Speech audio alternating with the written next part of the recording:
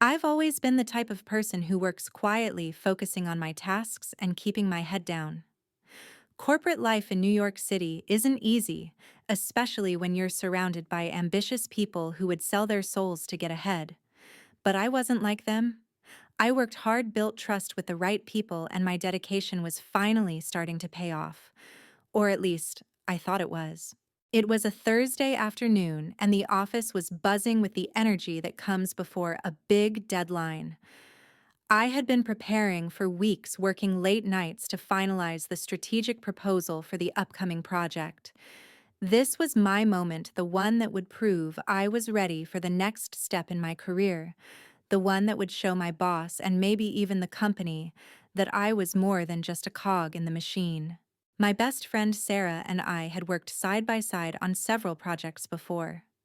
We understood each other's strengths, filled in each other's gaps. I trusted her more than anyone else in the office. We were practically inseparable, collaborating, constantly bouncing ideas off each other. It's why I didn't think twice when I asked her to look over the proposal before I submitted it. Hey, can you take a look at this before I send it to the boss? I asked, walking over to Sarah's desk. She flashed a smile and nodded. Of course, Emma. You've got this, but I'll take a final glance. No harm in double-checking. She skimmed the document, nodding as she read through it. Everything looks great, honestly. You're going to crush it. I trusted her words. After all, she was the one person I knew had my back. That evening, I sat at my desk feeling a surge of pride. I was ready. I hit the send button, sending the proposal straight to the CEO's inbox. I'd been nervous before, but now I felt confident. I knew this would be my moment. But when I walked into the office the next morning, everything changed. The email alert pinged a message from the CEO. My heart skipped a beat as I opened it. But what I read made my stomach drop. Emma, I wanted to talk about your proposal. I think you've done a fantastic job, but I was actually planning on offering Sarah the promotion instead. I think she really came through with some key strategic ideas, and that's what we need right now. We'll discuss it more in the meeting later today. I blinked, rereading the email in disbelief. What did he mean? Sarah, my best friend. I stared at the screen in shock. My hands shook. The realization hit me like a freight train. Sarah had stolen my ideas. The proposal that I had worked tirelessly on, every detail, every number, every strategy, was now being presented as hers. She'd used my work to climb higher, to take the position I'd earned. My best friend, someone I had trusted with everything, had stabbed me in the back. Anger started to build up inside me, but there was more than that. It was humiliation, betrayal, a deep, aching pain that spread through my chest. I had given Sarah my trust, and she had betrayed it. She'd taken something that was rightfully mine and used me to get ahead. And it worked. She was getting the promotion I deserved. I tried to stay calm, but it was impossible. My hands balled into fists, my breath shallow as I fought back tears. I had to talk to her. I had to confront her. I found Sarah at her desk, casually sipping her coffee, acting like nothing had happened, like she hadn't just crushed me, like she wasn't taking credit for everything I'd worked for. Sarah, I said, my voice low but sharp. She looked up, her expression turning slightly surprised. Hey, Emma, what's up? I know what you did. I said, the words coming out in a rush. You took my proposal. You presented it as your own. And now you're getting the promotion I deserve. Her eyes widened for a second, but then almost imperceptibly she shrugged. I don't know what you're talking about. We worked together, didn't we? I just pushed it a little further, that's all. I froze. The audacity. The nerve. She was trying to gaslight me, to make me question myself. I trusted you, I said, my voice breaking. I trusted you, and you did this. She stood up, stepping closer, lowering her voice. It's business, Emma. Nothing personal. This is how the game is played. A cold shiver ran down my spine. She was right. It was business, and I had just been played. I turned away, my mind racing. I had to do something. I had to take back control. I couldn't let this betrayal define me. I needed to make her pay. And I knew exactly how to do it. I spent the entire night staring at my computer screen, replaying the conversation with Sarah over and over in my head. How could she? How could she look me in the eye and pretend like nothing happened? I wanted to scream, but I knew that wouldn't help. Anger alone wouldn't make her pay for what she'd done. No, I needed to be smarter than that. I needed to plan, strategize, and execute the perfect revenge. Sarah had always been good at one thing, getting people to trust her. But I knew her weaknesses. I knew her ego, her need to prove herself. She thought she was untouchable. She was wrong. The next morning, I walked into the office with a cold resolve. Sarah was already there, standing by the coffee machine, chatting away with some of the other employees. I could feel the bile rising in my throat just seeing her. She was acting like everything was normal, like she hadn't just crushed me, like she wasn't about to get everything I had worked for. I ignored her, walking straight to my desk. I had work to do, and I wasn't going to let her distract me. My mind was focused on one thing: how I was going to take her down. The idea hit me like a bolt of lightning. I wasn't going to confront her directly. That would be too obvious, too simple. No, I needed to make her destroy herself. She'd be the one digging her own grave, and I'd be the one standing back watching her downfall with a smile. I needed an insider. There was a small group of people in the office who worked in IT, people who had access to all kinds of sensitive information. I'd heard whispers before, rumors about how some employees were skimming information, making a little extra cash on the side. But I didn't care about that. I wasn't interested in stealing from the company. I was interested in using their weakness, their arrogance, against them. So I made a call. I called James, one of the IT guys who worked closely with Sarah. He was always a little too eager to help out, always looking to please the higher-ups. I knew he had a crush on Sarah, and that made him the perfect pawn. "James, it's Emma. I need your help with something, and it's pretty urgent," I said, keeping my voice low, professional. "What's up, Emma?" "Anything I can do," James replied, eager as always. "I'm working on something important, but I need to access some files, confidential ones. Sarah's proposal, the one she submitted for the project. I don't think she'll mind if you help me out, right?" I asked, keeping my tone casual but firm. There was a slight hesitation. Then James replied, "Yeah, sure. I can get that for you. I'll send it over in a bit." Perfect. Just like that, I had what I needed. The files. Sarah's work. Or rather, my work. It was all there, hiding in plain sight. I now had the leverage I needed to expose her. But that was just the beginning. Next, I needed to plant the seeds of doubt. I had to make sure Sarah's promotion was no longer secure, that her position in the company was in jeopardy. It couldn't be a random leak. It had to be something that would ruin her reputation, make her look untrustworthy in front of everyone. I sat in my office, carefully crafting the email. It needed to be subtle, convincing.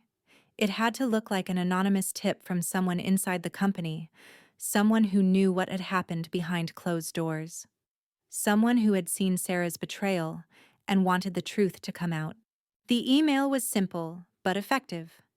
I attached the files James had sent me and included a short message. "Here's the proposal you've been asking for.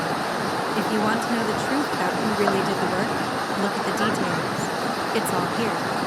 I made sure to copy a few key people in the office, people who would make sure the email wouldn't go unnoticed. Then I hit send. It was done. The trap was set. But as I sat back in my chair, staring at the screen, a feeling of emptiness washed over me. For the first time, I questioned myself. Was this really the person I wanted to be? Someone who manipulated others, who destroyed lives for their own gain? I didn't have time for that. I had to see this through. If I didn't, Sarah would win. And I couldn't let that happen. It felt like the longest week of my life.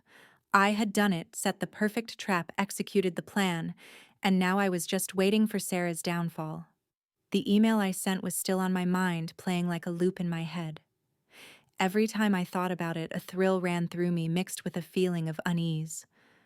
I knew I was doing the right thing, but as the days passed, I couldn't shake the feeling that something bigger was at play. The office had become tense. Everyone was on edge, whispering about the leaked proposal, and Sarah was nowhere to be found. I could sense the shift in the air. People were starting to notice. My colleagues had already picked up on the fact that something was wrong, but no one knew it was Sarah's secret that had been exposed. And then it happened. On Thursday afternoon, I walked into the office and immediately noticed the change. Sarah wasn't at her desk. Normally, she'd be the first to show up, always ahead of everyone else. But today, she was conspicuously absent. My stomach twisted with anticipation.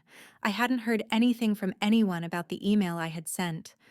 I didn't know if Sarah had seen it yet or if it had already caused damage, but I was ready for it. Just as I sat down at my desk, I got an email notification from the CEO. I froze. My fingers hovered above the keyboard as I clicked the message open. Emma, we need to talk. Please come to my office. My heart pounded in my chest as I stared at the words. Was this the moment? Was this the beginning of Sarah's unraveling? I stood up quickly and walked down the long corridor toward the CEO's office. Every step felt like an eternity. When I reached the door, I knocked twice and stepped inside. Emma, sit down, said Mr. Grant, the CEO. His voice was calm, but I could sense the tension in the air. I sat across from him, trying to hide my nerves behind a facade of professionalism. Do you know anything about the anonymous email that was sent out this morning? Mr. Grant asked, his eyes narrowing as he studied me. I had to keep my composure. I don't know anything about an email, sir. He stared at me for a moment, then sighed. Emma, we've got a problem. Someone leaked confidential information about the proposal, and it seems to point directly to Sarah.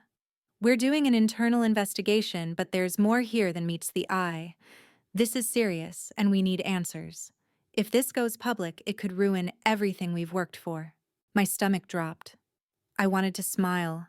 I wanted to jump up and shout I did it, but I couldn't. Not yet. I had to remain calm. Do you think Sarah was involved? Mr. Grant asked, his voice softer now. I took a deep breath. I don't know, sir. But if I had to guess, I'd say it doesn't look good for her. She's been acting strangely lately, and this email just confirms the worst. He nodded, clearly thinking. Okay, Emma. I'm going to need you to keep an eye on things. We can't have anyone else in the company getting caught up in this. If you find anything else, anything at all, you need to bring it to me immediately. Do you understand? Yes, of course, I replied, trying my best to sound sincere. As I left his office, I couldn't help but feel a rush of adrenaline. It was working. The walls were closing in around Sarah, and she had no idea what was coming. But there was still something gnawing at me. I couldn't shake the feeling that there was something more to this. Maybe I was being too cautious, but I knew one thing for sure: I had to see it through to the end. The next few days were filled with tension. People started to avoid Sarah, her once impressive reputation starting to unravel. I watched from the sidelines, feeling a mixture of satisfaction and unease. But as the investigation continued, it became clear that the damage was done. Sarah's promotion had been suspended, and she was being called in for questioning. But there was one last part of the plan I had to put into motion. I knew that Sarah wouldn't go down without a fight. She was too proud, too determined. But I had something she didn't know about, an even bigger secret. I had planted another piece of evidence. A piece of information that would tie Sarah directly to the leak. Something that would completely destroy her career. And I was going to use it. As I sat at my desk reviewing the latest developments in the investigation, I felt a surge of power. This was it. The final move. It was time to end it. It was the day of the final meeting, the moment I had been waiting for, the moment when everything would come together. I had set everything in motion, and now all that was left was to watch Sarah's empire crumble. The investigation had revealed enough to put her on the hot seat, but I knew the final nail in the coffin would be the last piece of evidence I had carefully planted. But as I sat in the meeting room waiting for the rest of the team to arrive, I felt an unexpected pang of doubt. My stomach twisted, and for the first time in weeks, I questioned whether I was doing the right thing. Was I really better than Sarah, or was I just becoming the same as her? The door creaked open, pulling me from my thoughts. My boss, Mr. Grant, walked in, followed by a few others, including Sarah, who looked tense and defeated. Her usual confidence was gone, replaced with a nervous energy that I couldn't help but savor. She had no idea what was coming. "All right, everyone, let's begin," Mr. Grant said, taking his seat at the head of the table. "We need to resolve this issue, and quickly. Sarah, Emma, please take a seat." I sat down, my heart pounding in my chest. This was it. The endgame. "Sarah," Mr. Grant began, his voice serious. "We've conducted a thorough investigation, and the results aren't pretty. There's clear evidence that you've been involved in a leak of confidential company materials, and as a result, your promotion has been put on hold indefinitely. We're not sure how far this goes, but we need answers." Sarah swallowed hard, her face pale. I could see her trying to hold it together, but the cracks were starting to show. She was no longer the confident, ambitious woman I had once called a friend. She was a woman on the edge, about to lose everything. "I don't know what you're talking about," Sarah said, her voice shaky. "I didn't leak anything. This is just some misunderstanding. You have to believe me." I could feel the anger building inside me, but I kept my composure. I wasn't here to gloat. Not yet, anyway. I was here to finish what I had started. "Emma," Mr. Grant said, turning to me, "you've been quiet. You've been very professional throughout this investigation, and I appreciate that. But if you know anything more, anything that could help us understand this situation better, now is the time to speak up." I nodded, my mind already made up. This was it. My moment. I took a deep breath, stood up slowly, and walked to the front of the room. The eyes of everyone in the room were on me, but my focus remained solely on Sarah. I had to keep my composure. I had to be convincing. "I've been very patient, Mr. Grant."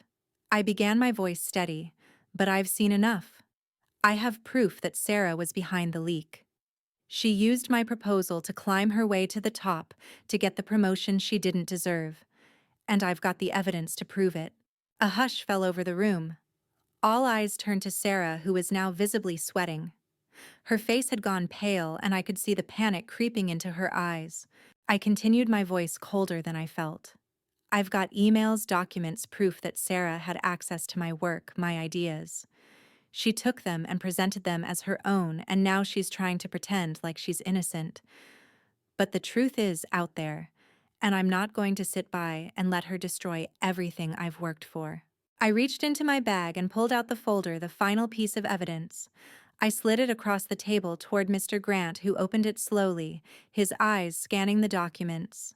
"This is all the proof you need," I said. "Everything is here. The emails, the proposal, everything that proves Sarah's betrayal." There was a long silence as Mr. Grant read through the documents. I could hear the faint rustle of paper, the tension thick in the air. I could feel Sarah's eyes burning into me, but I didn't flinch. I didn't even look at her. Finally, Mr. Grant looked up, his expression unreadable.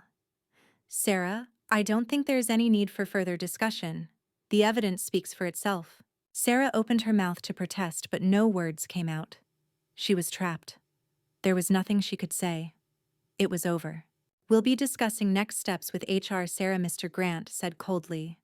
"You'll be suspended pending further investigation." As Sarah stood to leave, I felt a strange mixture of triumph and emptiness. It was over. I had won. But at what cost? As the door closed behind Sarah, I sat back in my chair, exhaling slowly. The adrenaline that had been pumping through me for days was finally beginning to wear off. My hands trembled slightly, and I realized that for all my preparation and planning, I didn't feel as powerful as I thought I would. In the silence that followed, I couldn't help but reflect on everything that had led me here. The betrayal, the anger, the cold, calculated plan to destroy Sarah. Was it worth it? I didn't know. But I had done it. And I couldn't take it back. The days following Sarah's suspension were a blur. I'd seen her escorted out of the building with a finality that made my stomach twist, and yet part of me felt a strange emptiness. I had won, yes, but I couldn't help but question the cost. My career was on track, and I was being praised for my professionalism, but at what cost to my soul? I had watched someone who once felt like a friend crumble, but it wasn't as satisfying as I had imagined. The satisfaction was brief, fleeting. The rush I had felt when I took control of the situation had slowly faded, leaving an unsettling quiet behind. There was no joy in Sarah's downfall, only the hollow echo of a victory that had cost me my integrity. Weeks passed, and the office slowly returned to normal. The whispers faded. The investigations into Sarah continued, but it wasn't my problem anymore. She was gone. Her reputation was destroyed. Her career was over, and I had played the key role in making that happen. But then came the unexpected twist. One afternoon, as I was sitting in a meeting discussing a new project proposal, I was called into Mr. Grant's office. My heart sank. I hadn't expected this. What else could there possibly be to discuss? I had already proven myself. The project was going well, and I was on the fast track to promotion.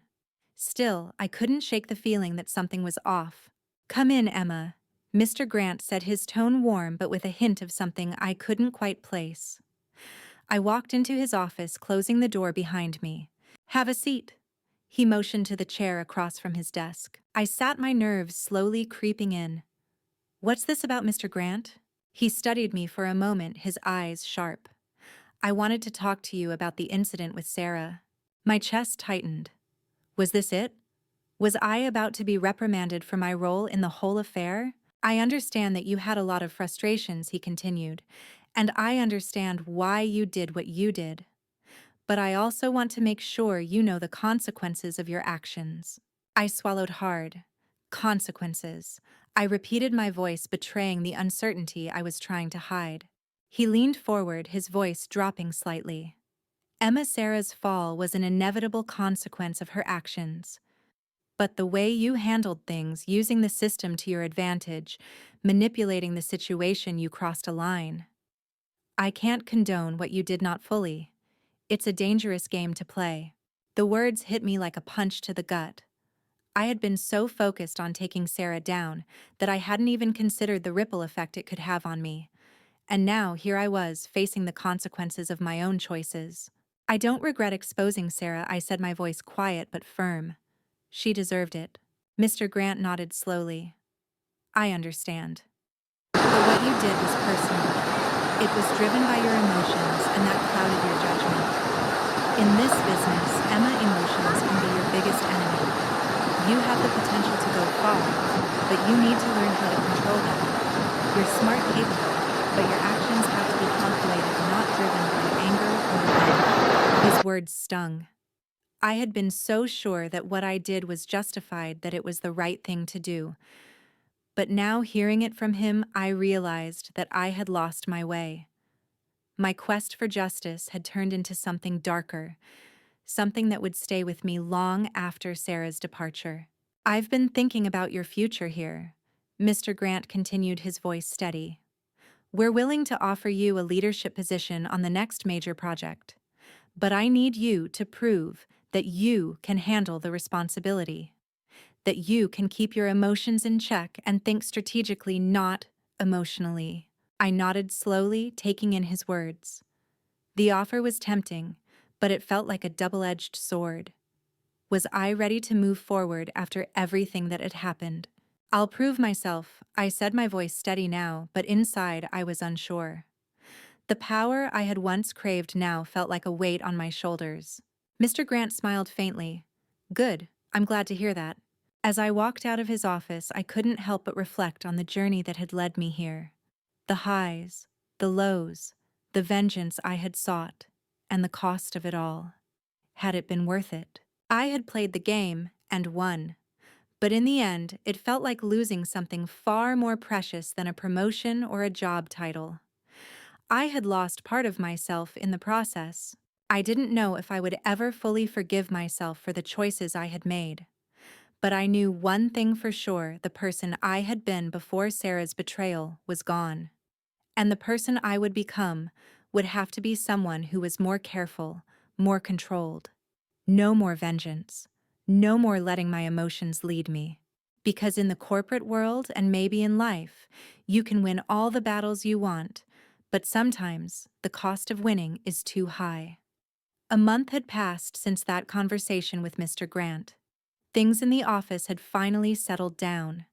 The investigation into Sarah was officially over and she was no longer a part of the company. The whispers about her had faded and the project I had been working on was moving forward smoothly. My promotion was all but assured. Yet as I sat in my office surrounded by the new documents I had drafted, a feeling of emptiness lingered. I had won.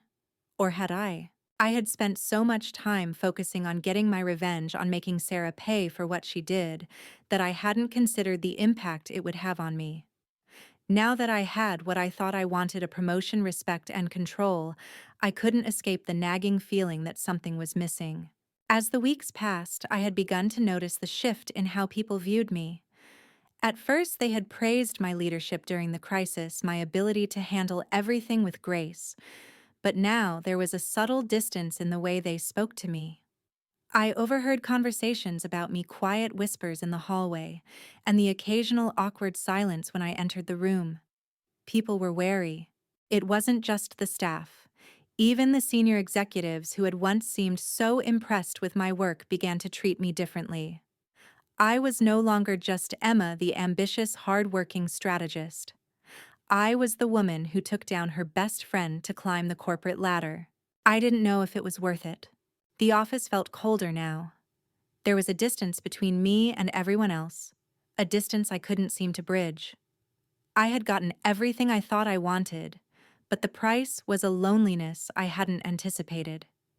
It wasn't just the loss of my former friendship with Sarah, which hurt more than I cared to admit. It was the realization that I had lost something much bigger: the trust of my colleagues, the respect I had worked so hard to build. One evening, as I sat in my office staring at the glowing screen in front of me, I received a message from someone I hadn't heard from in weeks. It was a message from Sarah. It was short, simple, and to the point.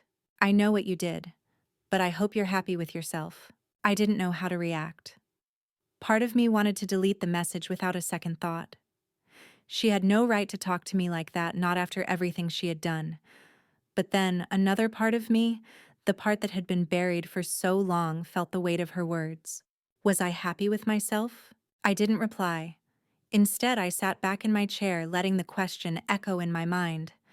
Had I really achieved what I set out to do? Was it worth it to destroy someone to get ahead? Or had I simply become the very thing I had once despised?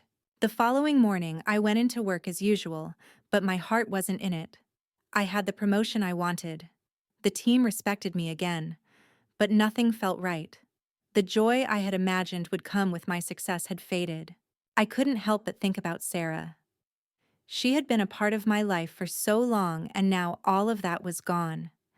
I had manipulated the system to make sure she paid for her betrayal, but I had hurt myself in the process. I had burned bridges, lost friends, and now I was isolated in a way I hadn't been before. I thought about everything that had happened. Sarah's betrayal, my cold response, my plan to destroy her, and the fallout that followed. Was it worth it? Was this really success? The answer was no. It wasn't. Success wasn't just about the title or the promotion. It was about integrity, about how you treated others, and about how you lived with yourself at the end of the day. I knew what I had to do. I walked into Mr. Grant's office that afternoon, my heart pounding in my chest. I didn't know if I was making a mistake, but I had to try. "Mr. Grant," I said, my voice steady but unsure, "I need to talk to you about something." He looked up from his paperwork, his expression one of curiosity. "Of course, Emma. What's on your mind?" "I've been thinking," I began, "about everything that happened with Sarah. And I've come to realize something. I didn't handle it the right way. I let my emotions take over, and I hurt people, including myself." Mr. Grant didn't interrupt. He simply nodded as though he'd been expecting this conversation. "I don't want to be the person who gets ahead by tearing others down. I don't want this promotion if it means I have to lose my integrity to get it." I continued, feeling the weight of my words. He studied me for a moment before speaking. "Emma, it takes a lot of courage to admit that, and I respect that. I've seen the way you work. You're smart and capable, and this moment of self-awareness only adds to your potential. You've made mistakes, but we all do. It's how we learn from them that defines us. I nodded, feeling a wave of relief wash over me. It wasn't going to be easy to rebuild the trust I had lost, but I knew I had to start somewhere. I'm not asking for forgiveness, I said quietly, but I want to do better. I want to be the kind of leader who earns respect, not out of fear, but out of genuine trust. Mr. Grant smiled a small, knowing smile. I think you'll get there, one step at a time. As I walked out of his office, I felt lighter than I had in weeks. It wasn't about the promotion anymore. It wasn't about getting back at Sarah. It was about reclaiming myself, the person I used to be before all of this. The person who believed in hard work, honesty, and integrity. I didn't know what the future held, but for the first time in a long time, I felt like I was finally on the right path. The following months were a quiet journey of rebuilding. There was no sudden breakthrough, no grand redemption arc. It was slow, measured, and often uncomfortable. I worked harder than ever, but not out of anger or a desire for revenge. I worked because I knew I had to prove to myself more than anyone else that I was better than the person I had been. It was a strange feeling waking up every day knowing that I wasn't fighting against someone anymore. I wasn't fighting against Sarah or the promotion or the corporate ladder. I was simply trying to rebuild what had been broken: my own integrity, my trust in others, and most importantly, my trust in myself. I focused on doing my job well, delivering results without the need for manipulation or shortcuts. My reputation began to shift back into something more positive, albeit slowly. People started to see me as a competent leader again, not as the woman who had destroyed her best friend for a shot at the top. But there were moments when the weight of what I had done would creep up on me. Like the day I was sitting in the boardroom going over a major strategy proposal when I saw Sarah's name in the files I was reviewing. It wasn't her fault. She had been part of the old plan, the plan I had worked on, and had every right to be a part of. But in that moment, I felt an undeniable pang of guilt. I had moved on, but I hadn't fully let go. That was the hardest part, acknowledging that the emotional scars I carried from my actions weren't going to vanish just because I had succeeded in business. It wasn't until a chance encounter with Sarah that I truly understood how much I had changed. It was a rainy Tuesday afternoon when I saw her in the coffee shop just outside the office. She was sitting at a corner table, staring at her phone, looking the same as she had before, her posture still confident, but her eyes showed a hint of something else. Something softer.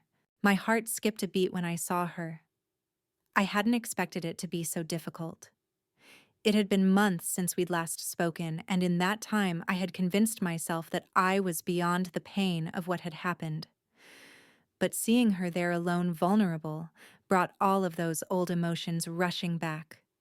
Anger, betrayal, guilt. But more than that, there was a deep sadness. I hesitated for a moment, wondering if I should just turn around and leave, but then I realized I couldn't hide from this forever. I had to face the consequences of my actions, even if it was uncomfortable. I had to make things right. I walked up to her, my heart pounding in my chest. "Sarah," I said, my voice a little unsteady. She looked up surprised, but her expression softened when she saw me. There was a long silence between us before she spoke. "Emma, I didn't expect to see you here."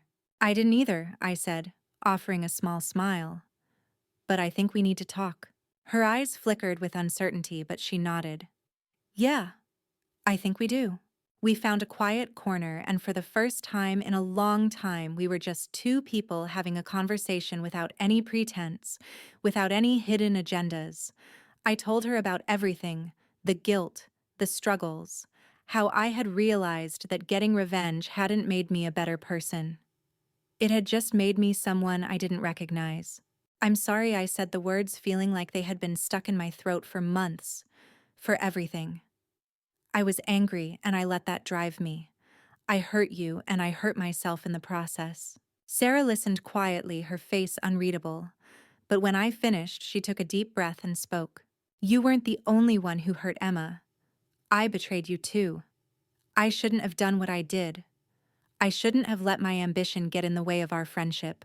There it was, the honesty I had been hoping for. She wasn't making excuses.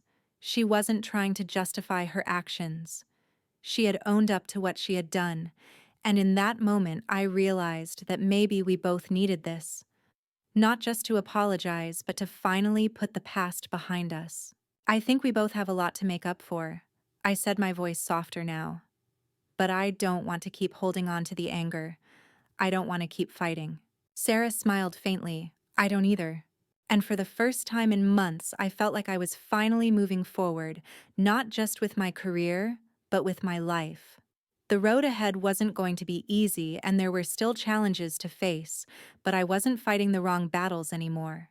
As we stood up to leave the coffee shop, Sarah looked at me one last time. I hope you find what you're looking for, Emma. I really do. I nodded, knowing that for the first time I truly meant it when I said, I hope you do too, Sarah. I walked out of that coffee shop with a sense of peace I hadn't had in a long time. There was still work to be done, still damage to repair, but the burden of revenge had been lifted. I wasn't sure what the future held, but I knew one thing for certain: I was going to face it with integrity, with clarity, and with a commitment to doing better. Because at the end of the day, success isn't about winning at all costs. It's about being able to look at yourself in the mirror and know that you didn't lose who you were in the process. Months passed, and with each one I felt more at peace. The road I had been walking down the path of vengeance, manipulation, and corporate gains had finally led to an unexpected destination. I had stepped off that road uncertain at first, but now I knew I had made the right choice. Life at work had shifted again. People were starting to see me differently, not just as a survivor of a high-stakes office battle, but as a true leader. I wasn't perfect, far from it. But I was no longer defined by my past mistakes. I had reclaimed my integrity, and in doing so, I had earned the respect of my team, not through fear, but through genuine leadership. It was a Friday afternoon when I received the call from Mr. Grant. I hadn't heard from him in a while, and at first my stomach twisted with uncertainty.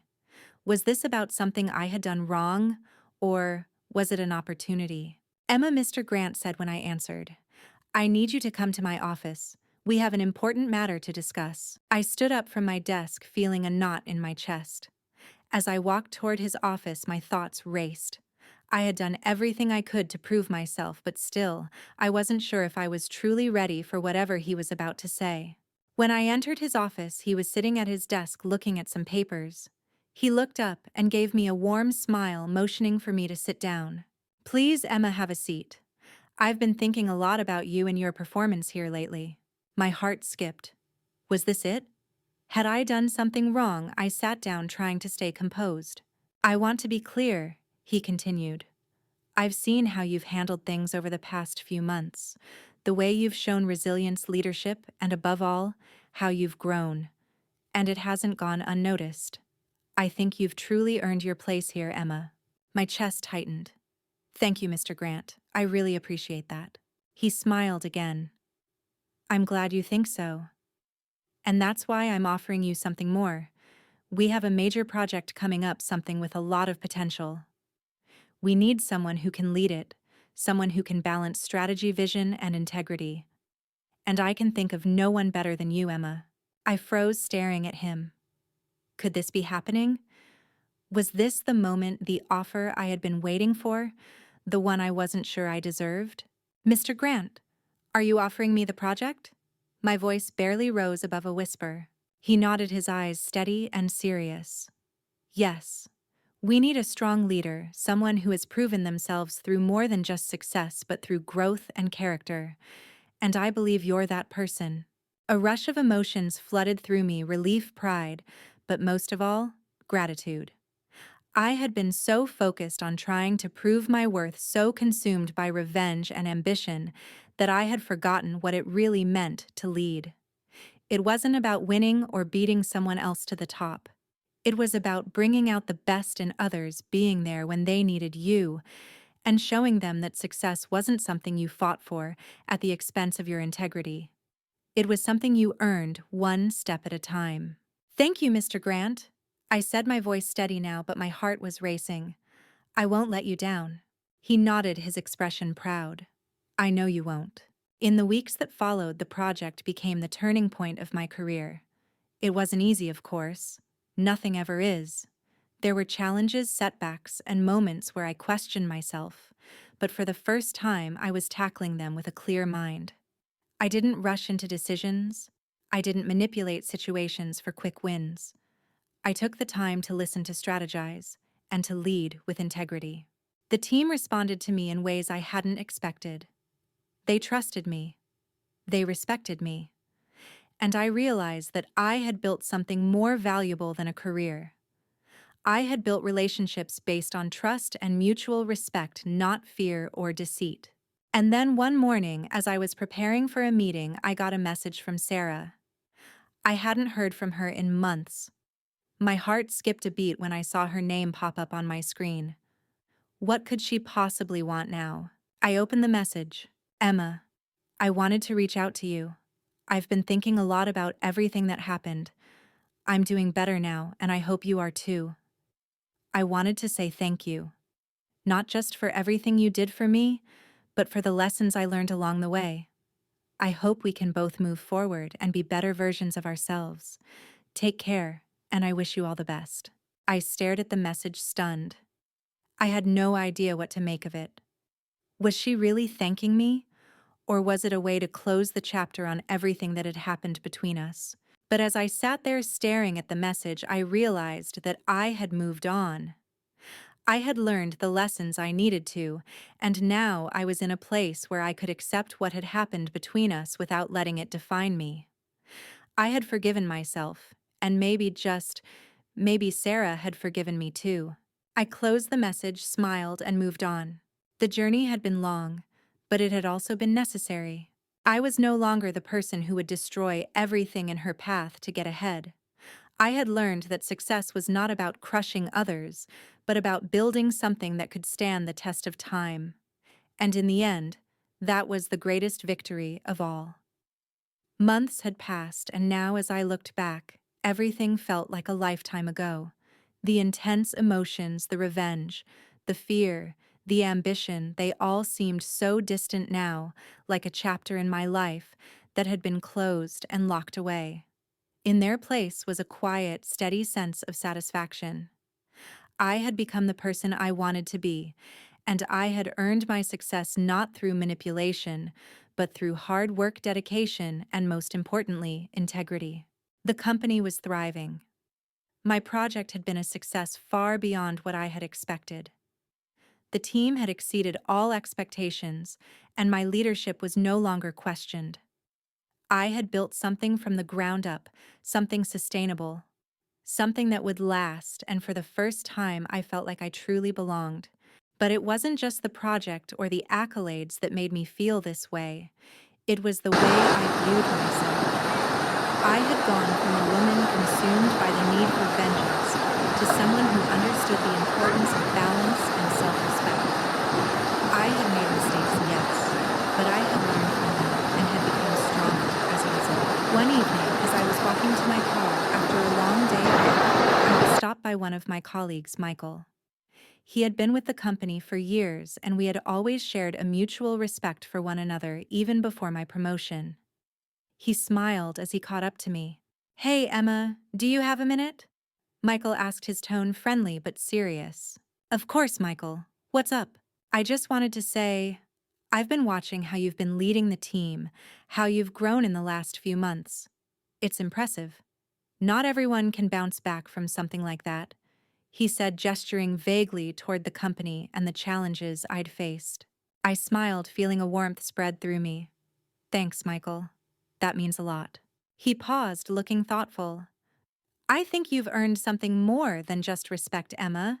You've earned the trust of the team, and I think you're ready for something even bigger. I've heard talk about a new initiative the company is launching. They're looking for someone who can lead at a big opportunity, and I think you're the perfect person for it." I felt my heart skip a beat. Was this really happening? The opportunity I had always dreamed of was right in front of me, and for once, it wasn't a result of pushing someone else down to get there. It was because I had earned it. Are you serious? I asked almost in disbelief. Michael nodded.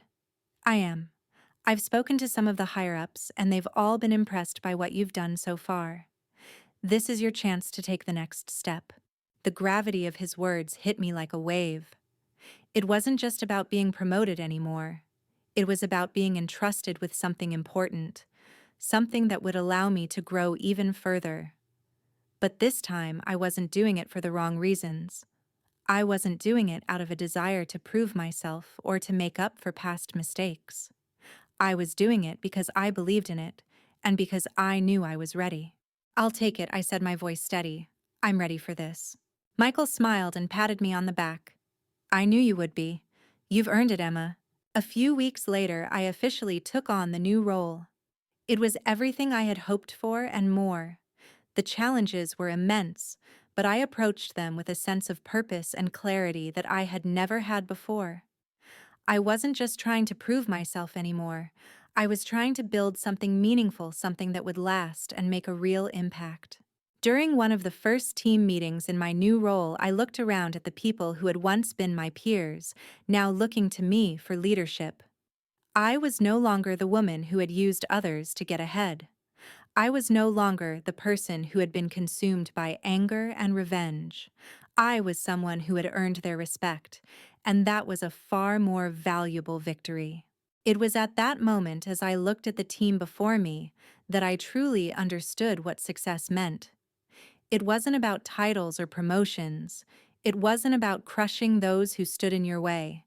It was about building something lasting, creating a legacy, and earning the trust and respect of those around you. In the weeks that followed, I focused on what mattered most, guiding my team, setting a vision, and leading by example. I poured my heart into this new project, and the results spoke for themselves. We succeeded together. And then one day I received a message. It was from Sarah. I had expected it, but now I felt nothing but calm as I opened it. Emma, I wanted to reach out and say thank you. I've learned so much from our journey. I hope you're doing well, and I hope we can both keep moving forward, leaving the past behind us. I smiled softly as I read the words. It wasn't about forgiveness anymore.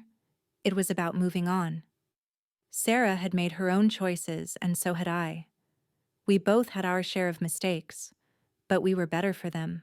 I closed the message feeling a sense of peace wash over me.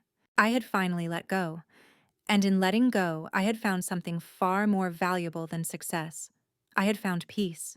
As I sat at my desk reflecting on everything that had brought me to this point, I realized that I had truly come full circle.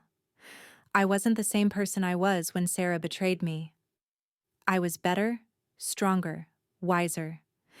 And for the first time in my career, I could look at myself and know that I had achieved something not just with my skills, but with my heart. The future was still uncertain, but I wasn't afraid anymore. I had learned that success wasn't about the fight. It was about how you carried yourself through the fight and what you became when it was over. And that, I realized, was the greatest victory of all.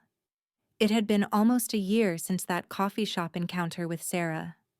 A year since I had made the decision to let go of my past mistakes and move forward. A year since I had started to see my career, my life, in a new light. The past year had been full of growth. The project I had taken on after receiving Mr. Grant's offer had not only been a success, it had been transformative. The team and I had built something we were all proud of. And more than that, I had learned how to lead without compromise.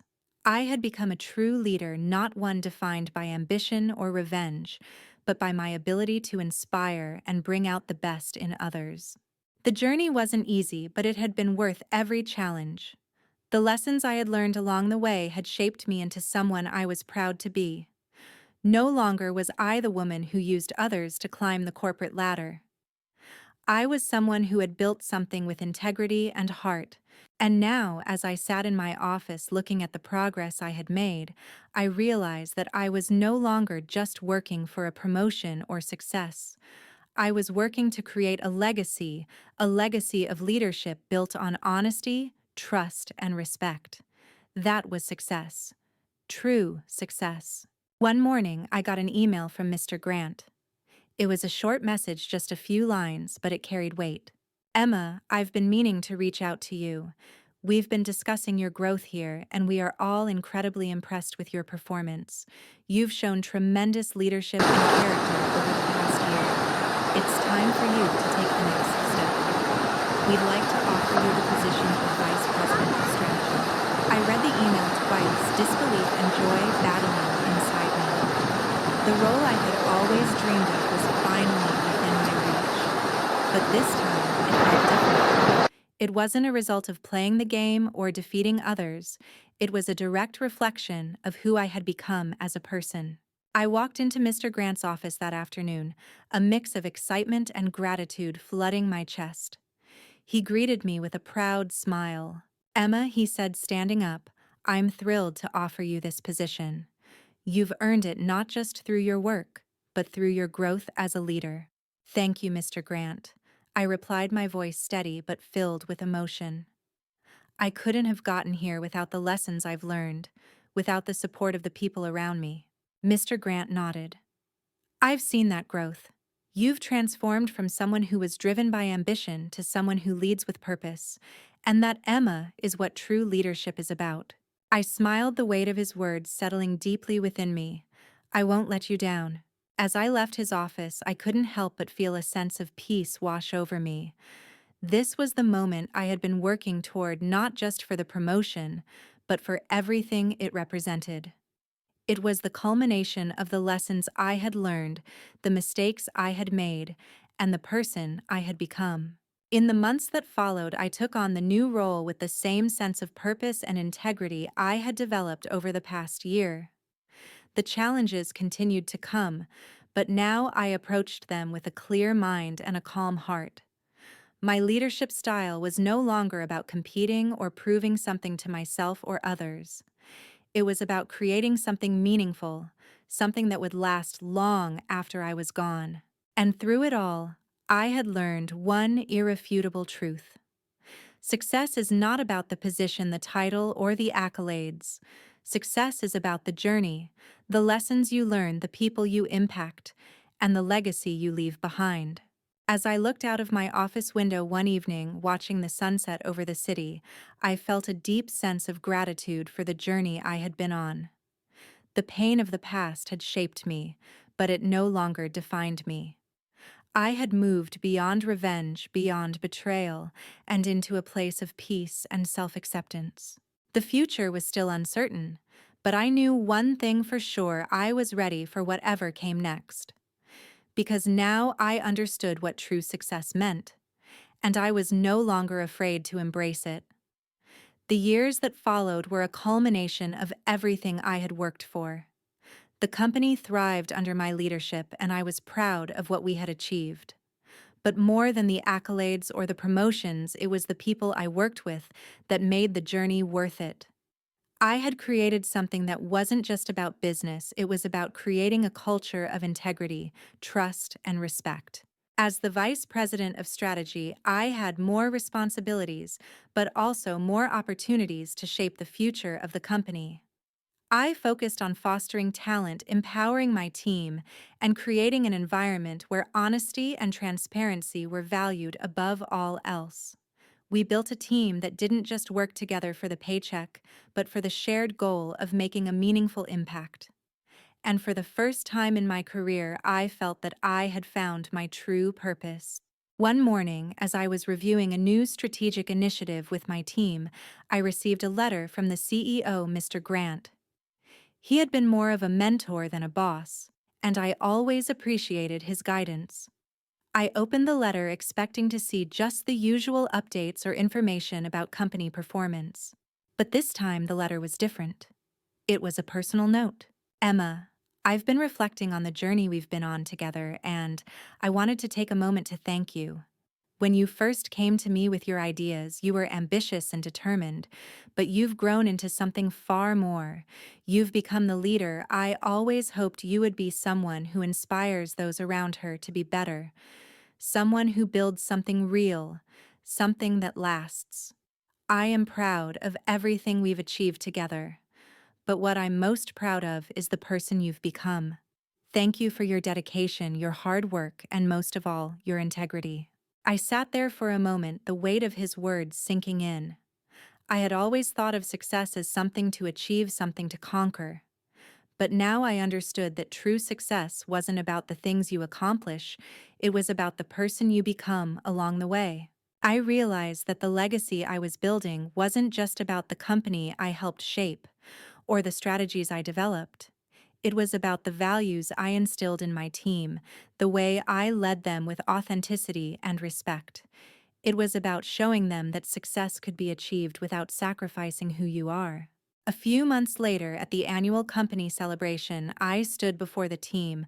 I had built the team that had become more than just colleagues. They were my partners, my friends, and my family. I looked out at their faces, at the people who had made this journey possible, and I realized something. I wasn't the same person who had started this journey. I wasn't the same person who had been betrayed, who had let anger drive her. I had evolved into a leader who led with empathy, not just ambition. As I gave my speech that evening, I spoke not just about the company's success, but about the importance of the journey. I spoke about how, at the end of the day, it wasn't the victories we achieved that defined us, it was how we achieved them. It was about the people we became and the relationships we built along the way. And in that moment, I realized that everything I had gone through, every betrayal, every struggle, every mistake, had led me to this. It had led me to understand the true meaning of success. It wasn't just about the destination, it was about how you got there and who you became in the process. As the applause echoed through the room, I felt a sense of peace wash over me. The journey wasn't over, but I knew that whatever came next, I was ready. I was no longer just chasing success, I was creating it, living it, and sharing it with those around me. And in the end, that was the legacy I wanted to leave behind. Years had passed since I had truly changed the course of my life. The lessons I had learned from the highs and lows, from the betrayal and redemption, had shaped me into the leader I had become. My reputation in the company was solid. I was seen as someone who wasn't just capable, but trustworthy. Someone who had earned her place at the top, not through manipulation, but through perseverance and integrity. But there was always one lingering question in the back of my mind. Could I handle the consequences of my past if they resurfaced? The past had a way of showing up when you least expected it, and the day I'd feared finally arrived. It started as an ordinary Wednesday. I was sitting in my office reviewing the quarterly reports when I received an unexpected message from HR. They requested a meeting with me, but the tone was neutral. It didn't seem alarming, but something about the timing gave me a gut feeling that this was more than a routine check-in. I felt a wave of unease wash over me as I stood up from my desk and made my way to the HR department. The nervous energy I had worked so hard to leave behind slowly began to creep back in. Was this about Sarah? Had someone found out about the role I had played in her downfall? My mind raced with questions, but I pushed them aside as I entered the HR office. "Emma, thank you for coming in. Please have a seat," said Susan, the head of HR. Her voice was calm, but I noticed the slight tension in her eyes. I sat down, my hands gripping the armrests of the chair. "We've come across some information that needs to be addressed," Susan began. "It seems that an old case file regarding the incident with Sarah has resurfaced, and there are some concerns about how things were handled on the company's end." I felt my heart drop into my stomach. I had prepared myself for this moment, but hearing those words still made everything feel real. The past was catching up with me. Susan continued. "We've been conducting a thorough review of our past cases to ensure that all internal investigations were done with full transparency and proper procedure. In doing so, we found some discrepancies in how the situation with Sarah was handled. Specifically, there's concern about the involvement of certain individuals in the investigation, including your role." The room seemed to close in around me. I swallowed hard, trying to maintain my composure. I had no idea how much damage this could cause, but I couldn't ignore the nagging feeling that this was going to test everything I had worked so hard to rebuild. Susan noticed my silence and leaned forward slightly.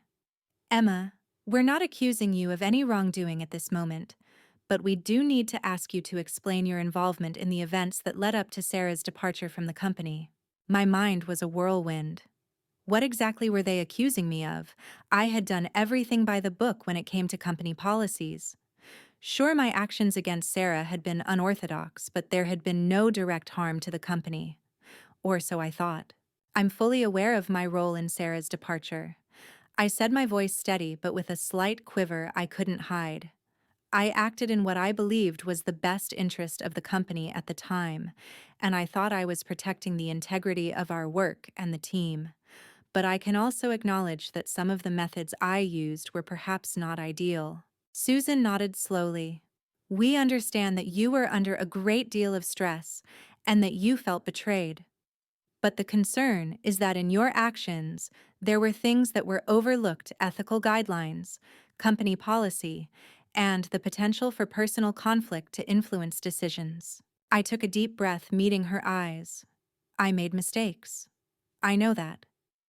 But I didn't let those mistakes affect the company's future. What I did wasn't about hurting Sarah.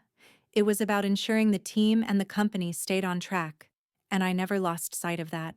There was a long pause as Susan studied me.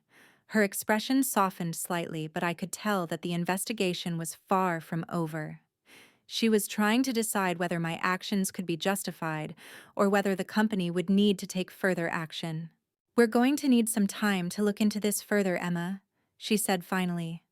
In the meantime, please don't discuss this with anyone. We'll be in touch soon. As I walked back to my office, I couldn't shake the feeling of dread that had settled in my chest.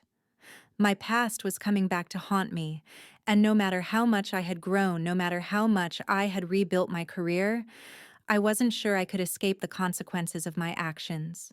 I knew I had to face whatever was coming head on. The company had always been my family, and if I had to stand up and take responsibility for my mistakes, then I would. But the fear was there, the fear that everything I had worked for could come crashing down in a single moment. I spent the next few days on edge, waiting for the other shoe to drop. Every time my phone rang, my heart skipped a beat, expecting an update from HR. Every meeting felt like a potential turning point, like my fate was hanging in the balance. Finally, the call came. It was from Susan. Emma, she began. After a thorough review, we've decided to move forward with you in your current role. We acknowledge the challenges you faced and understand the circumstances. However, we have a few recommendations for how to improve your future leadership practices. I could hardly believe what I was hearing. My heart raced as I listened. We believe you've grown tremendously, and we want to continue supporting your development. You've made mistakes, but we all have. The most important thing is how you learn from them and move forward. You'll have our full support, but we ask that you continue to focus on leading with integrity, transparency, and collaboration. I let out a breath I didn't even realize I was holding. Thank you, I said, my voice thick with emotion. I won't let you down. As I hung up the phone, I felt an overwhelming sense of relief. The storm had passed. I had faced the consequences of my past actions and had come out stronger on the other side. It wasn't easy and it wasn't quick, but I had done what was necessary. In that moment, I realized something that had taken me years to fully understand. Success wasn't just about being the best at your job or climbing the corporate ladder. It was about owning your mistakes, learning from them, and continuing to grow. It was about the strength to face the consequences and move forward with integrity, no matter how difficult it was. And as I looked out of my office window that evening, watching the sunset over the city, I knew that I had found peace. I had finally come closer, and the person I was now, stronger, wiser, and more compassionate, was the person I had always been meant to be. It had been 3 years since I had faced the toughest moment of my career, the moment when I was forced to confront the full weight of my actions. That moment when I had to defend my choices was the turning point. It was where my journey of self-discovery truly began, not just as a professional, but as a person. Looking back now, I realized how far I had come.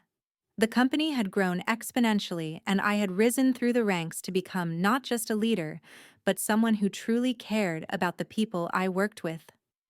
My team respected me not because I held a title, but because I had earned their trust and proven that I could lead them with integrity. It wasn't about being the smartest person in the room, it was about being the most reliable, the most consistent, and the most human.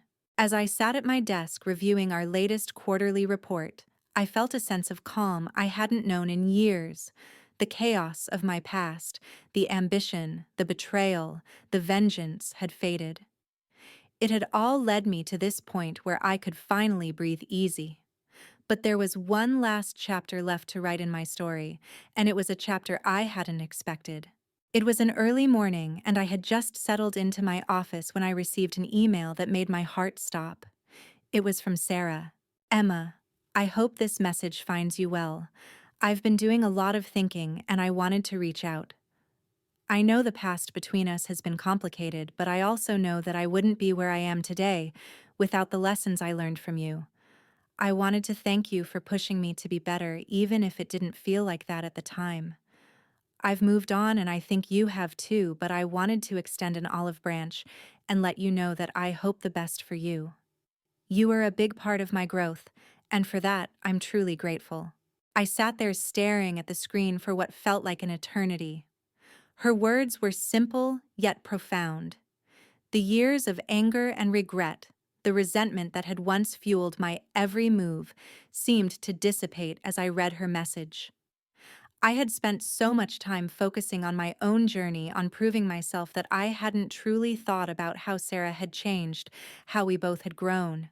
I quickly composed a reply, my fingers flying over the keyboard, unsure of how to fully express what I felt. Sarah, thank you for your message. I never expected to hear from you again, but I'm grateful for your honesty. I, too, have learned a lot from everything we went through, and I believe it shaped both of us into better people. I've always respected your determination, and I hope you found peace in the choices you've made. I wish you nothing but success in the future, and I hope we can both move forward, leaving the past behind us. I hit send, and for the first time in years, I felt truly free. Weeks passed, and the email from Sarah was just one more step in the process of letting go. But as I walked through the office one afternoon, reflecting on the past and how much I had learned, I couldn't help but feel a deep sense of gratitude. For the first time in my life, I felt that I had truly come full circle.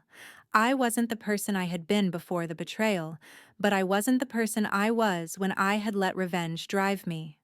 I was someone new, a leader who had earned success not through manipulation, but through a clear conscience and hard work. That evening, I received a call from my mentor, Mr. Grant.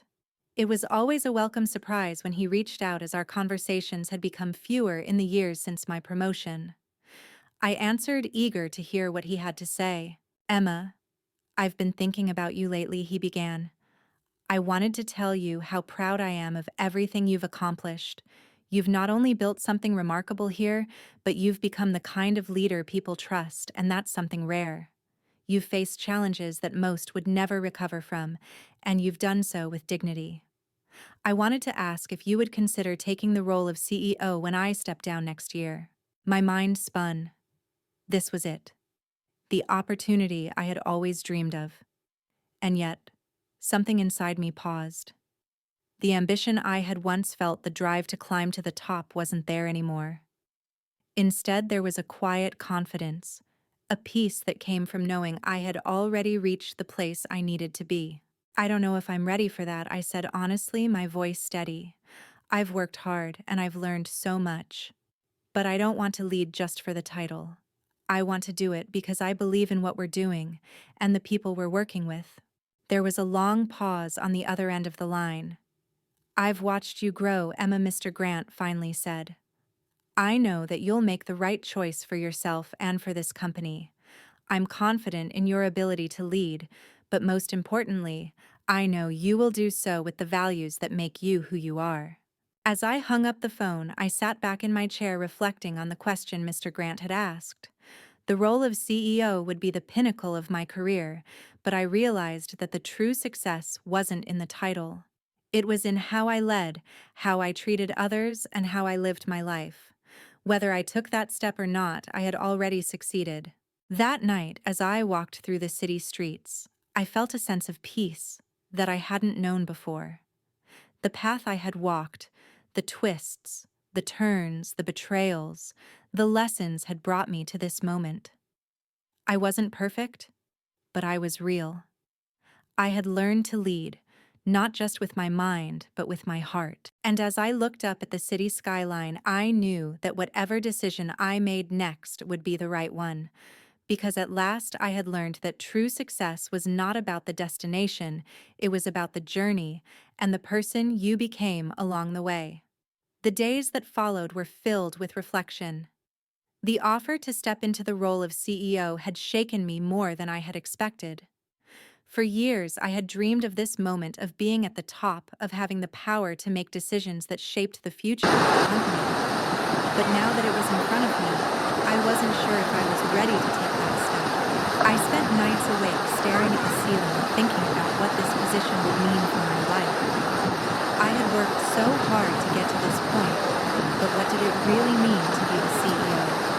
Was it about the title, the recognition, the power? Or was it about something deeper, the ability to lead with integrity, to guide a company with a clear vision, and to ensure that those who followed me had the opportunities I had fought for? The more I thought about it, the more I realized that it wasn't just about my own success anymore. It was about leading in a way that set an example for others, showing them that success wasn't just about reaching the top. It was about how you got there and what you did with your influence once you were there. I spent time with my team, not just talking about business, but listening to them.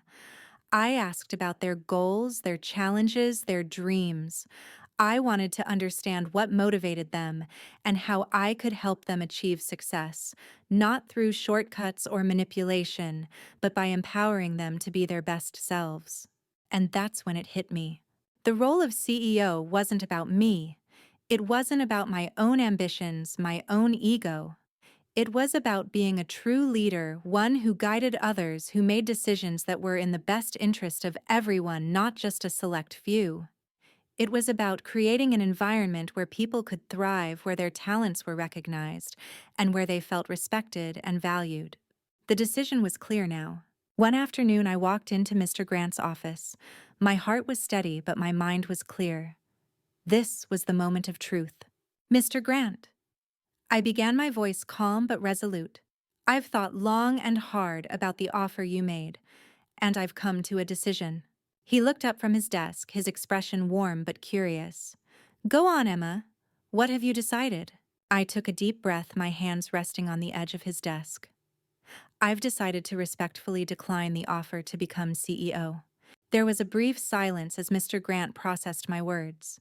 His gaze softened, but he didn't speak immediately. Finally, he nodded slowly. Are you sure about this? He asked, his voice steady but filled with a hint of surprise. I am, I replied. I've realized that the role isn't what I thought it would be. It's not about the title. It's about how I lead, and I don't need a title to do that. I've learned that true leadership is about empowering others, not just controlling everything from the top. I want to continue building something meaningful, something that reflects the values I believe in, and I think I can do that without becoming CEO. Mr. Grant smiled, his pride in me shining through. Emma, I respect your decision, and I believe it's the right one. You've already shown what kind of leader you are. You don't need a title to prove that. I felt a weight lift off my shoulders.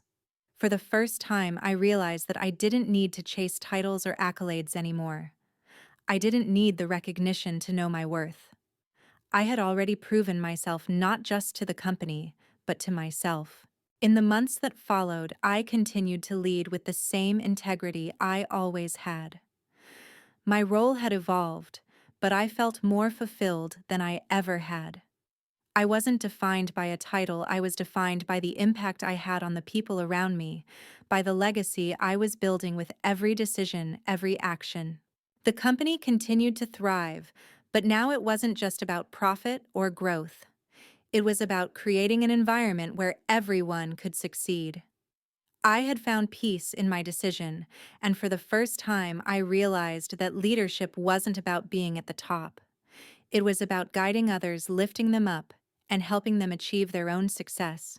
Years later, as I looked back on everything that had happened, I saw a picture of growth, redemption, and true leadership. The struggles I had faced, the mistakes I had made, and the lessons I had learned all led me to where I was now. I had come full circle, and the person I had become was someone I was proud to be.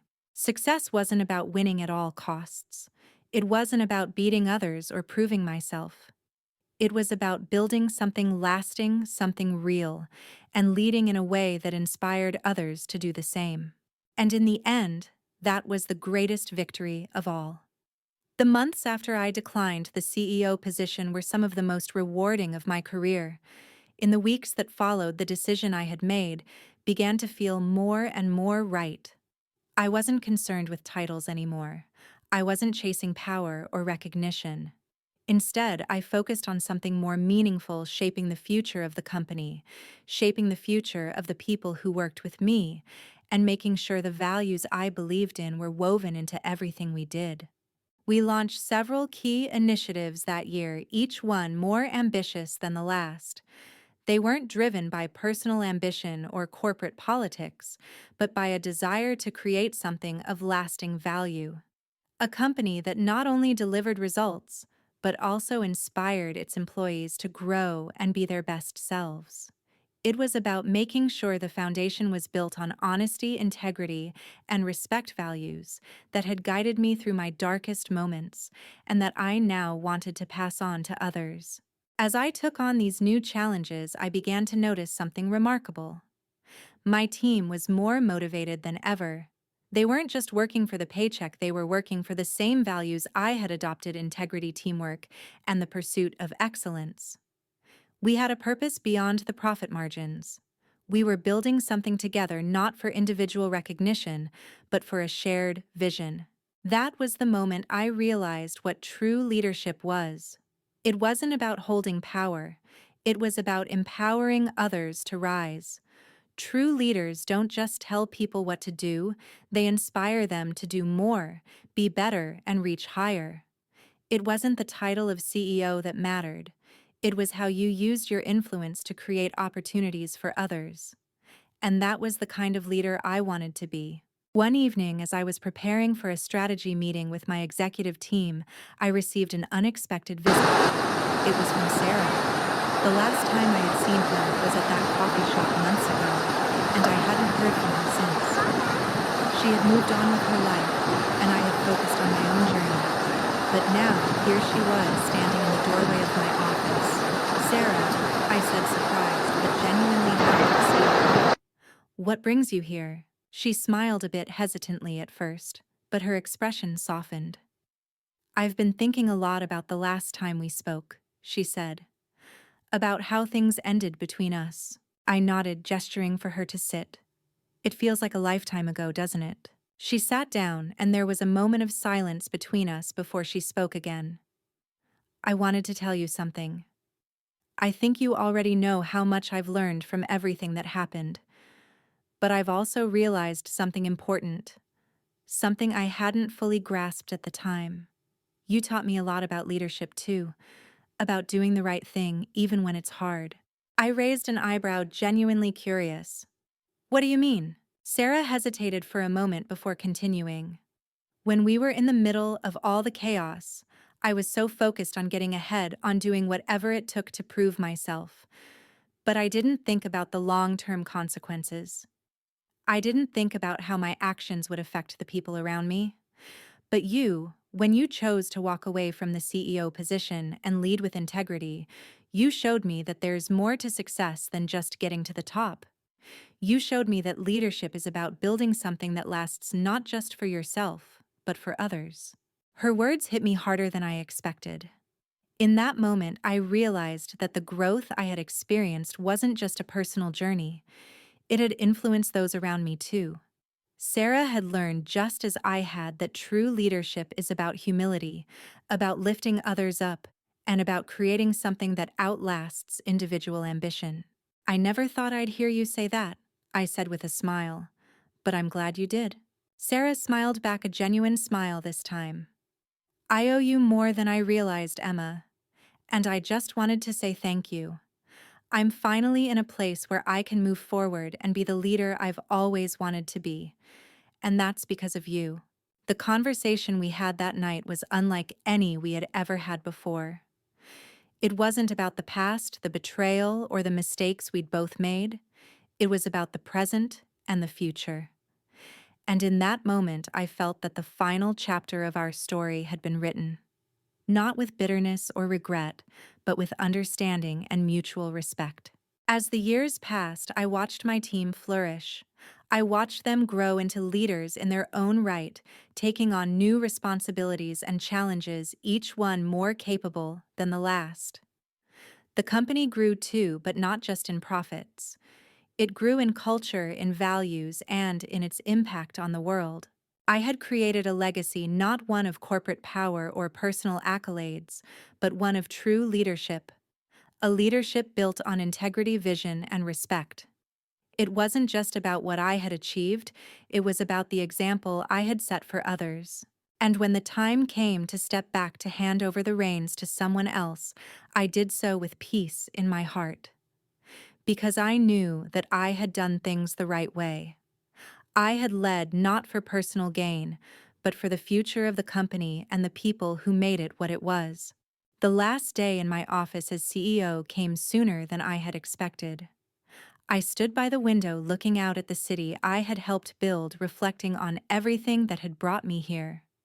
The mistakes, the lessons, the growth. But more than anything, I was proud of the legacy I was leaving behind, a legacy of leadership that was built on integrity, not ego. As I walked out of the office for the last time, I felt a deep sense of fulfillment. I had learned that success wasn't about titles, accolades, or power. It was about the lives you touched, the people you inspired, and the legacy you left behind. And I had built a legacy that would last long after I was gone.